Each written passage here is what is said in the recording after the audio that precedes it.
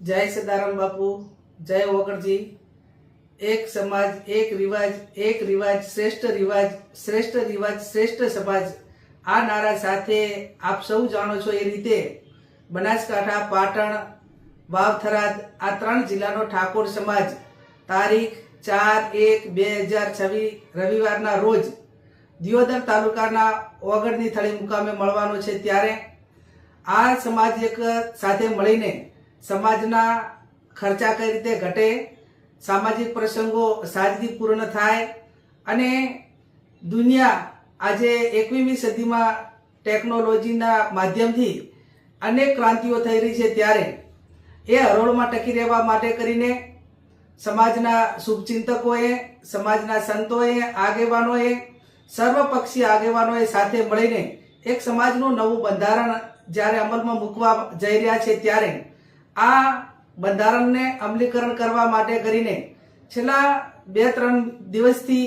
અને 2-3 મહિનાથી સતત તાલુકે મીટિંગો થઈ રહી છે। ગામની કમિટીઓ બની રહી છે, તાલુકાની કમિટીઓ બની રહી છે અને નીચે સુધી લોકોને વિશ્વાસમાં લઈને આ બંધારણ જ્યારે બનાવ્યું છે ત્યારે આપ સૌ ઠાકોર સમાજના સૌ અગ્રગણી આગેવાનો, વડીલો, યુવાનો, સાધુ સંતો અને વિવિધ સંગઠનના તમામ હોદ્દેદારો મોટી સંખ્યામાં ઓગણની થળી દિયોદર મુકામે પધારશો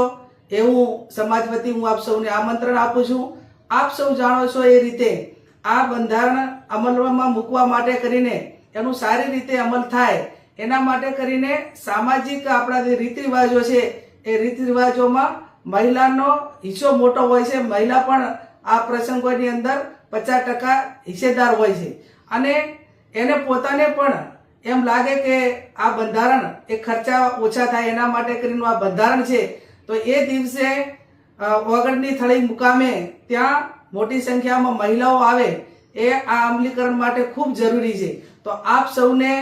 જે ત્યાં ઓગણ મુકામે પધારવાના છો એ તમામ વડીલો, યુવાન ભાઈઓને મારી 2 હાથ જોડીને બેન તરીકે વિનંતી છે